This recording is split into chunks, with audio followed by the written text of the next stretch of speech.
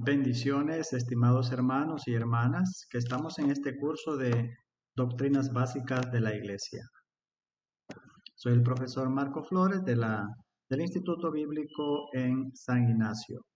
Es una bendición compartir la clase número 3 de este curso, en la cual se titula Cristología. ¿Qué es la Cristología? Al hablar de Cristología, estamos hablando de el Cristo, el estudio acerca de la naturaleza, de la persona de Jesucristo. Logía viene de estudio o tratado. Cristo, el Mesías, es el estudio acerca de Cristo, su naturaleza, su obra, su origen, etc. Es el Logos encarnado. Haremos un análisis ontológico de la persona y obra de Cristo.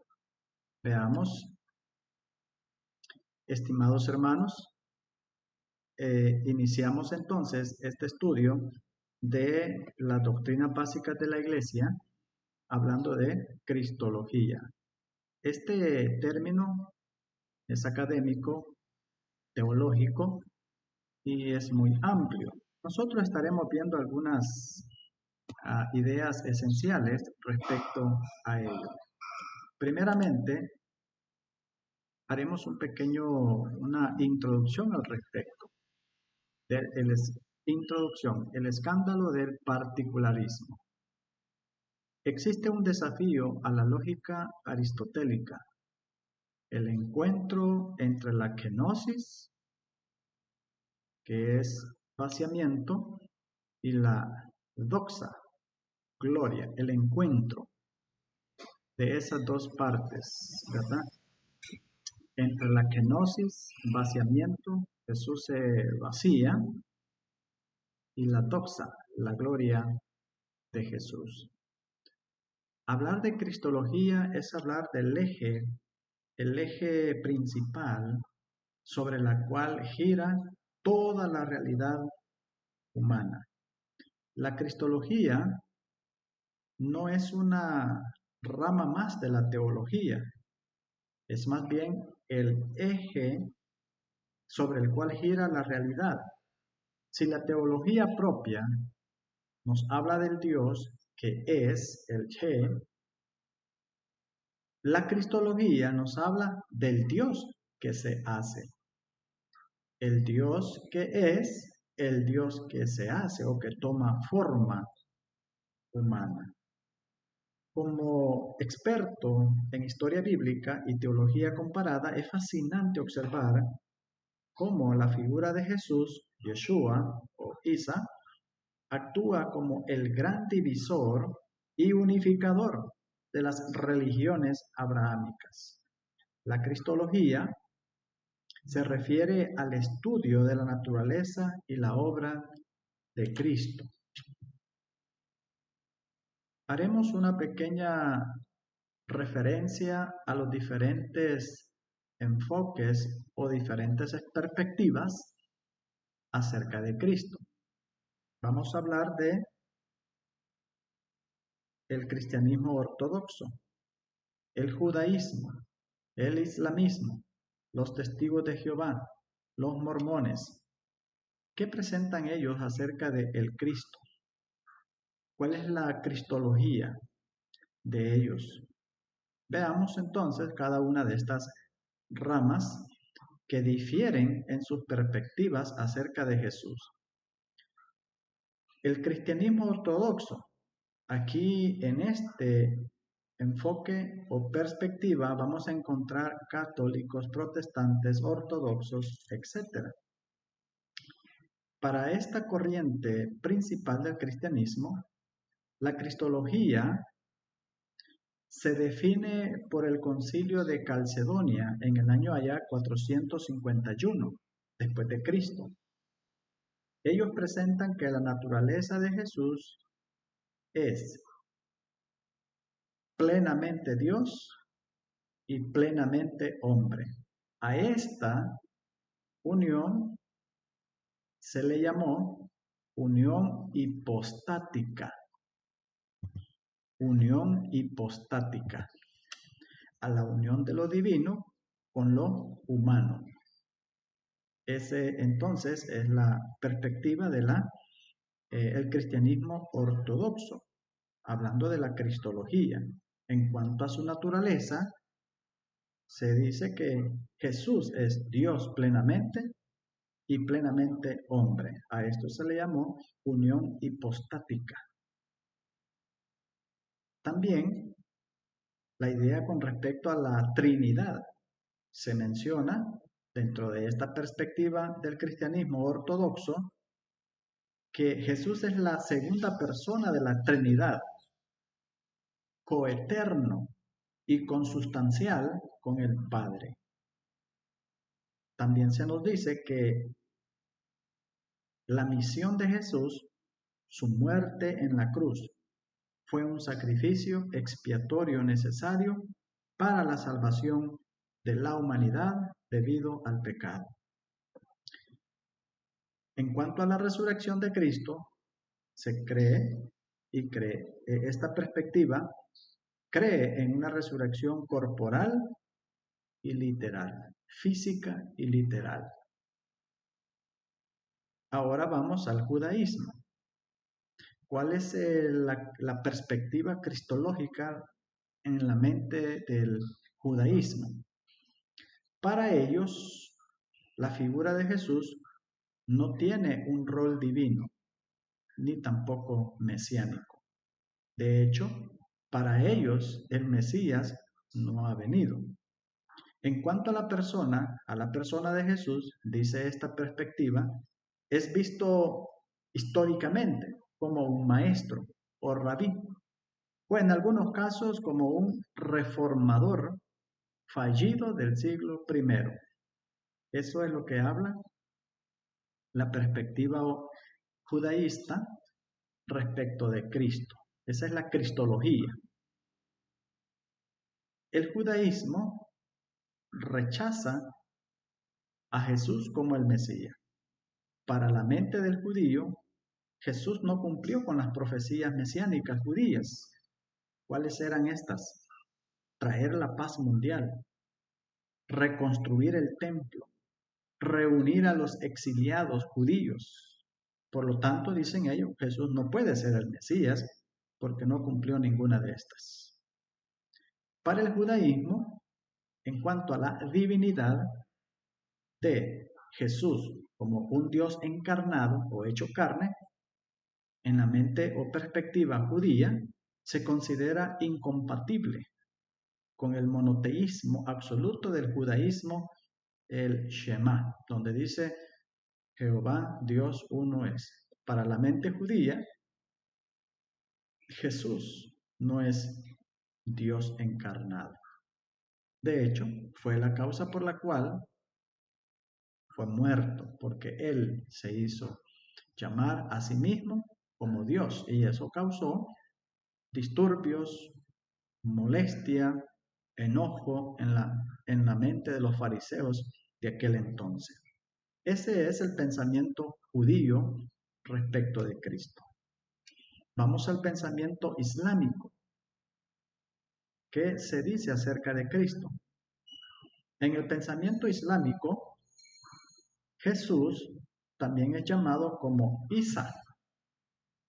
Isa es una figura central y muy respetada en el Corán, pero su naturaleza es estrictamente humana. Para el Islam, Jesús es uno de los profetas más importantes, Ulul Azm, nacido de la Virgen María por el milagro divino. Entonces lo ven como un profeta importante.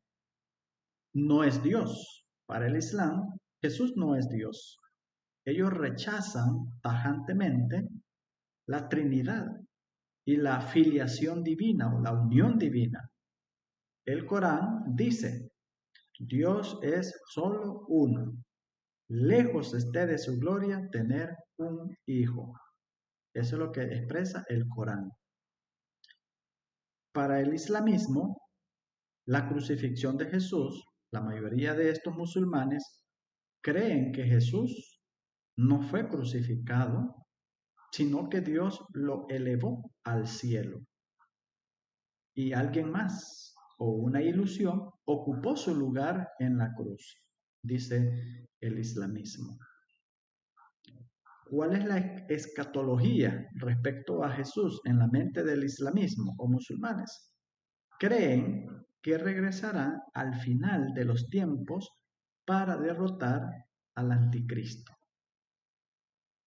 Veamos la siguiente perspectiva. Los testigos de Jehová.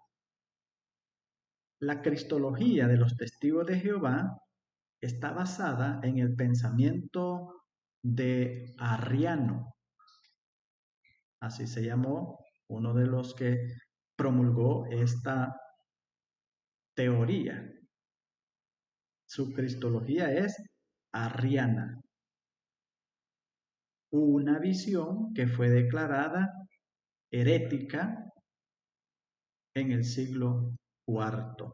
Esta idea de Jesús. Veamos qué pensaban los arrianos o esta corriente del arrianismo. Ellos decían que la naturaleza de Jesús, que su naturaleza no es Dios Todopoderoso. Dicen ellos que, de hecho, los testigos de Jehová creen esto. Jesús no es Dios Todopoderoso. Dicen ellos, los testigos, Jesús es un ser creado. Dicen ellos que Jesús es la primera creación de Dios. En la mente de los testigos, identifican a Jesús con el arcángel Miguel en su existencia prehumana, es decir, antes que se humanizara, Jesús durante la historia del Antiguo Testamento, ellos lo relacionan con el arcángel Miguel. Dice el testigo de Jehová que Jesús no murió en una cruz, sino en un madero de tormento. Según los testigos de Jehová, creen que Jesús resucitó como una criatura espiritual, no con su cuerpo físico.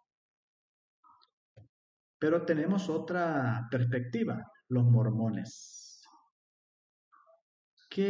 ¿Cuál es la cristología de ellos respecto de los mormones? Ellos tienen una visión única que se diferencia del cristianismo tradicional en la estructura de la deidad. Ellos dicen, ellos no creen en la Trinidad de Dios. Para ellos, el Padre, el Hijo y el Espíritu Santo son tres seres físicamente, note usted, físicamente distintos, pero unidos en un solo propósito. El problema es aquí que ellos lo literalizan, dicen que son seres físicos, el Padre, el Hijo, el Espíritu Santo. Dicen ellos que Jesús es el primogénito de los hijos espirituales de Dios Padre. Es decir, Dios tuvo a Jesús como un hijo espiritual. Como que Dios era humano y entonces se casó y tuvo a su hijo. En la mente del mormón, creen que la resurrección de Jesús en Jerusalén, Jesús visitó a los antiguos habitantes de las Américas. Ellos lo registran en el libro del Mormón. Amado hermano, ante tales diferencias, perspectivas, ¿qué dice la Biblia? Veamos lo que la Biblia manda. Nuestro sustento es la palabra de Dios. Diferentes teorías, diferentes perspectivas, pero ¿quién tiene la verdad? La palabra de Dios revela la verdad única. Es notable cómo la figura de Jesús es el punto de partida para las mayores divergencias teológicas de la historia de Occidente Medio. Veamos entonces, no hay más a donde acudir sino a la Biblia. Juan 1, 1 al 14.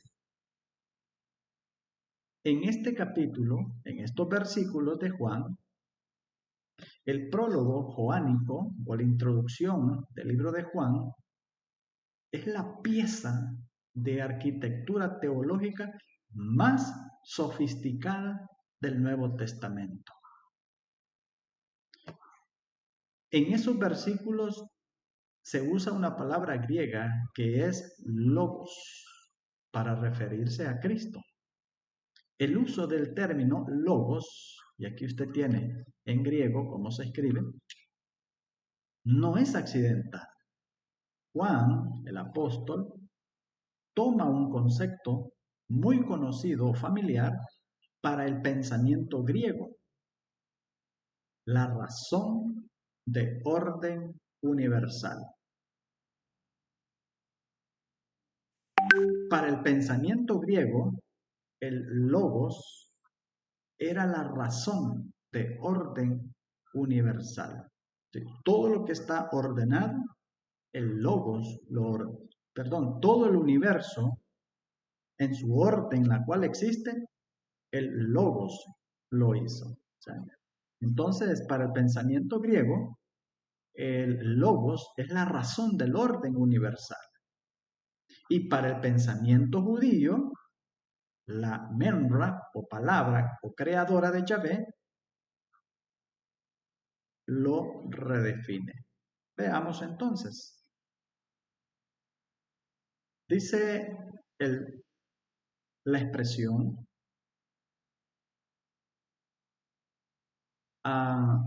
logos para el pensamiento judío es la razón de lo que se ha ordenado. Y menra para el pensamiento griego, el logos es la razón universal. Para el pensamiento judío, menra es la fuente de la creación. Entonces, Juan redefine el orden del cosmos en una persona. Jesús es el logos. Jesús es la razón del orden. Jesús es la fuente creadora. Para el griego, el logos era la razón del orden universal. Para el judío, el logos era la fuente de la creación. Entonces, el apóstol Juan retoma esos conceptos griegos y judíos y él dice, Jesús es esa persona. Jesús es la razón del orden universal y Jesús es la fuente de toda creación. Gloria a Dios.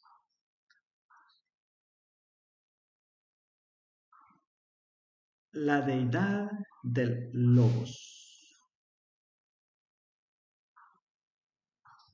La deidad del logos.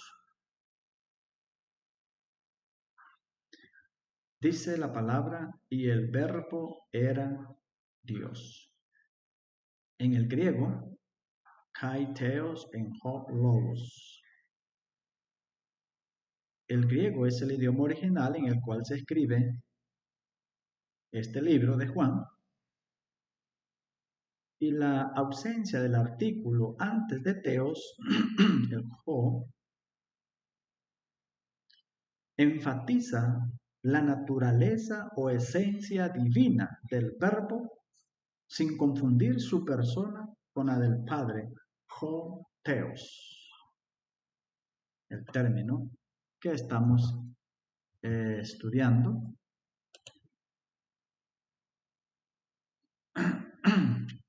Entonces, la deidad del logos. Juan dice, y el verbo era Dios. Juan 1:1. Y el verbo era Dios. una declaración que fundamenta la doctrina de la cristología respecto de Cristo. No podemos dudar, independientemente de los pensamientos teóricos ortodoxos o mormones o testigos de Jehová o islámicos o judíos. Juan dice, el verbo era Dios y es Dios. Juan además anexa otro pensamiento y dice que Él es el verbo se hizo carne. El versículo 14 dice, el verbo se hizo carne. Leemos esa cita bíblica de Juan 1:14. Y aquel verbo fue hecho carne y habitó entre nosotros, y vimos su gloria, gloria como del unigénito del Padre, lleno de gracia y de verdad. El versículo 14 es el clímax. El verbo se hizo carne. La palabra griega para carne es sarx, que denota humanidad real, frágil y tangible. El verbo, el Dios, el logos, la palabra creadora, la razón del orden, se hizo carne. Sarx, materia, tangible, una humanidad real. Pero también dice, y habitó entre nosotros. Es interesante, la palabra habitó viene del griego, viene de una palabra griega que es eskenosen.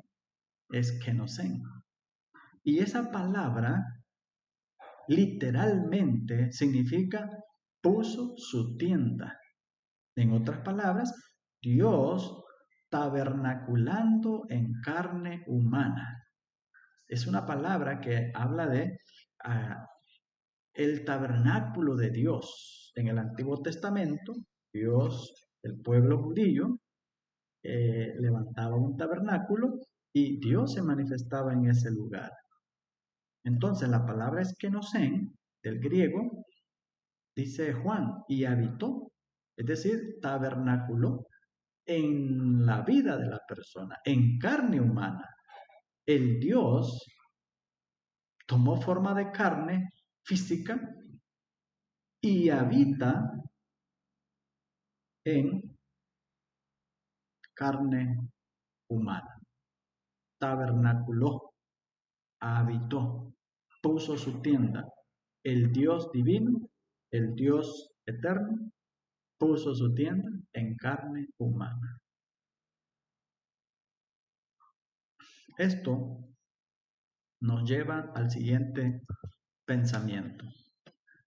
Hablamos de la unión hipostática. La unión hipostática.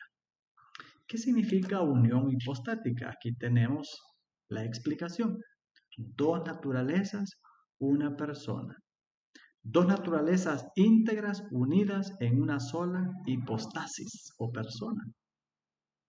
Dos naturalezas porque hablamos de la Jesús plenamente divino, su plena divinidad, y Jesús su plena humanidad. Las dos unidas. Habitó, tabernaculó. Jesús como un ser divino y Jesús como un ser humano. Al hablar de Jesús como un ser divino, entonces hablamos de su omnisciencia, de su eternidad, de su inmutabilidad. Dios de Dios. Hablamos de la plena humanidad, hablamos de limitaciones físicas, emociones y voluntad, pero sin pecado, anastasia. Hablando de Jesús. En el concilio de Calcedonia, allá por el año 451 después de Cristo, definió lo que hoy llamamos la unión hipostática. Cristo no es un híbrido, es decir, mitad Dios, mitad hombre.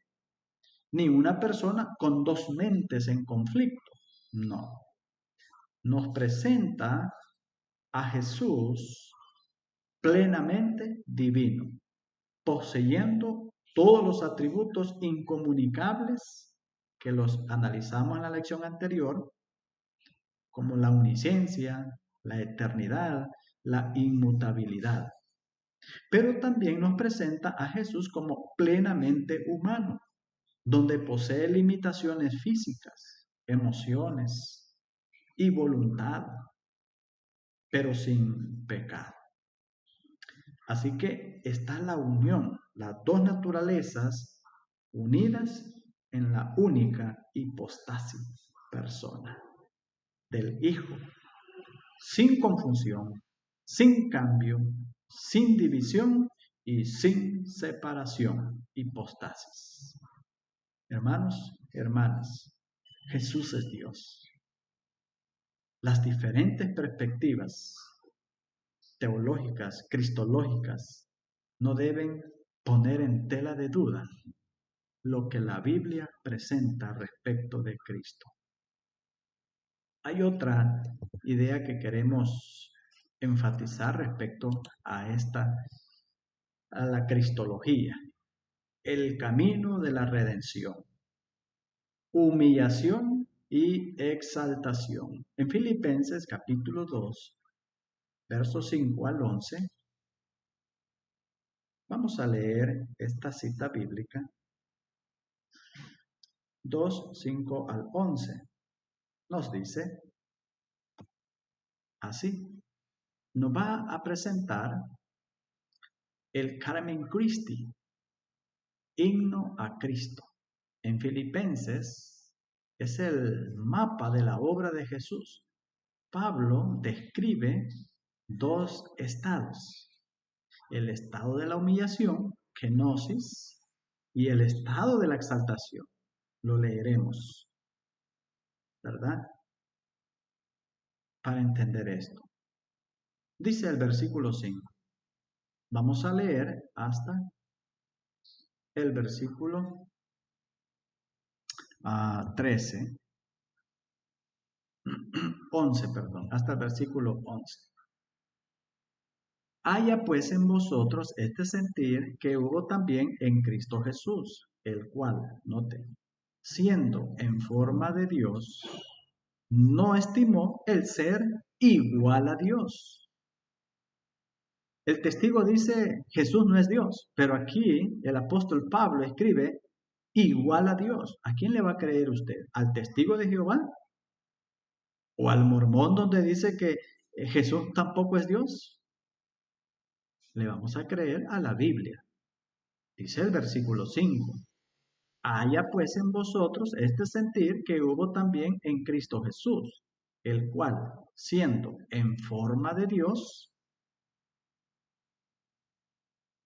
no estimó el ser igual a Dios. No pone a Jesús menos que a Dios Padre. Lo está poniendo en una igualdad. No estimó el ser igual a Dios como cosa que aferrarse. Aquí viene la kenosis, sino que se despojó a sí mismo, tomando forma de siervo, hecho semejante a los hombres. Esta es kenosis. Y estando en la condición de hombre, se humilló a sí mismo. Note usted, haciéndose obediente hasta la muerte y muerte de cruz. Por lo cual, note, Dios también le exaltó hasta lo sumo. Se vació, se despojó, pero Dios le exaltó hasta lo sumo. Le dio un nombre que es sobre todo nombre, para que en el nombre de Jesús se doble toda rodilla. ¿Cuáles? De las que están en los cielos y en la tierra y debajo de la tierra. Y toda lengua confiese que Jesucristo es el Señor, para gloria de Dios Padre. El estado de humillación o kenosis o vaciarse, que se vació, Hablar de kenosis la palabra implica cebación. ¿De qué se vació Jesús? De sus privilegios divinos para asumir la forma de siervo, morphetologos. Aquí encontramos el estado de humillación o de vacío. El término griego, ekenosen, del versículo 7, significa se despojó o se vació. No significa que dejó de ser Dios, sino que renunció al ejercicio independiente de sus privilegios divinos para asumir la forma de siervo. Su obediencia hasta la muerte de cruz representa el punto más bajo de su humillación. No olvide esto. No dejó de ser Dios, sino que se despojó de esa condición en la cual él se encontraba para convertirse en un ser humano. Pero vemos el estado de exaltación. Debido a su obediencia, Dios lo exaltó, hiperipoxen. Es decir, se le otorgó el nombre que es sobre todo nombre. En el contexto del Antiguo Testamento, este nombre es el tetragramatón. Así es conocido el tetragramatón como el Yahvé. Yahvé, un nombre que es aplicado a Dios o Jehová. Al final, la soberanía de Cristo es reconocida por toda la creación, una universalidad de su señorío, el nombre que es sobre todo nombre. Hermano, esta es la enseñanza bíblica acerca de Jesús. ¿Cuál es la aplicación a nuestras vidas? El Cristo de la fe y la historia. No existe división entre el Jesús ético y el Cristo divino. Si no es Dios, su ética es la de un loco. Si no es hombre, su sacrificio es un teatro. Por lo tanto, Jesús tenía que ser Dios y tenía que ser humano para poder llevar a cabo la obra de la redención. En su humanidad, Jesús seguía siendo Dios. La dignificación de la materia. Al hacerse carne, Dios valida el cuerpo, el trabajo y la tecnología. Cristo redime el mundo a través de su parte humana. Jesús vivió en este mundo como humano, pero también como divino. Por lo tanto, creamos en Jesús y estemos sujetos a su voluntad para poder obedecerle todos los días de nuestras vidas. Quiero presentar la actividad de esta semana, de este tema, y lo vamos a ver acá. Tenemos esta actividad. Voy a ponerlo un poquito más grande. Vamos a ver. Ups, lo puse un poquito más pequeño. Vamos a ponerlo más grande. Aquí. La actividad.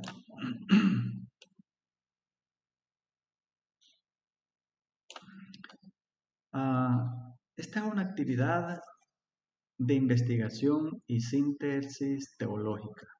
El objetivo de esta actividad es profundizar en las implicaciones de la unión de las dos naturalezas en Cristo. Ese es el objetivo. Veamos las tres actividades. Análisis de términos. Investigue el significado y la importancia histórica del término griego homoiousos, que significa consustancial, frente al término homoiousios, que significa sustancia similar. La pregunta que usted va a analizar es la siguiente en esta actividad.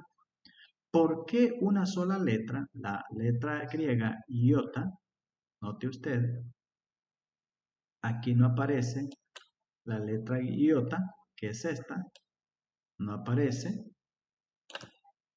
Entonces la pregunta es, ¿por qué una sola letra cambió el rumbo de la historia de la iglesia en el siglo IV? Investigue esa pregunta basado en esos términos. La segunda actividad consiste en hacer un ensayo reflexivo, por lo menos de 3 páginas, donde usted va a explicar cómo la doctrina de la kenosis, que Jesús se desvacía, se vació, el despojo de Cristo de Filipenses 2, cómo esto debería modelar el liderazgo de la iglesia o de una entidad o de un colegio, de una universidad, y cómo debería modelar eso en nuestro siglo, en el siglo XXI. ¿Cómo se ve un liderazgo kenótico en un mundo que busca la autoexaltación?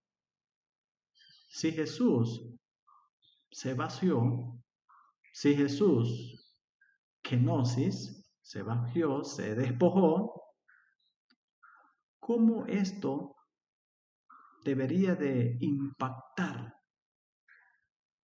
en el modelo de liderazgo congregacional? Digo esto porque muchos de los que tenemos un cierto nivel de liderazgo no queremos vaciarnos, no queremos despojarnos. Entonces, trate de hacer una reflexión respecto a esa temática. Y la tercera actividad es, haga una exégesis comparativa. Va a comparar el concepto de sacerdote, busque la definición, su historia como el sacerdote, ¿verdad? Sus funciones, en el libro de Hebreos, compare con la humanidad de Jesús.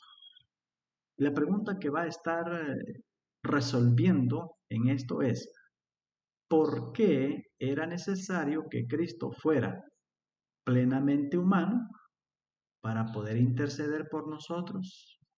¿Por qué? Les recomiendo usar comentarios exegéticos como los de William Barclay para enriquecer su investigación. O en internet usted puede encontrar mucha información al respecto, pero sea cuidadoso y elija aquello que sí es bíblico, porque hay muchas ideas que no son bíblicas. Bien, hermanos y hermanas, hemos llegado al final de esta clase número 3, hablando del tema de la cristología. Y le invitamos a seguir en la siguiente clase, la clase número 4, en la cual estaremos hablando de la neumatología. ¿Qué es eso? Vamos a esperar la siguiente semana, en la cual vamos a estar estudiando ese tema. Muchas bendiciones, amados hermanos.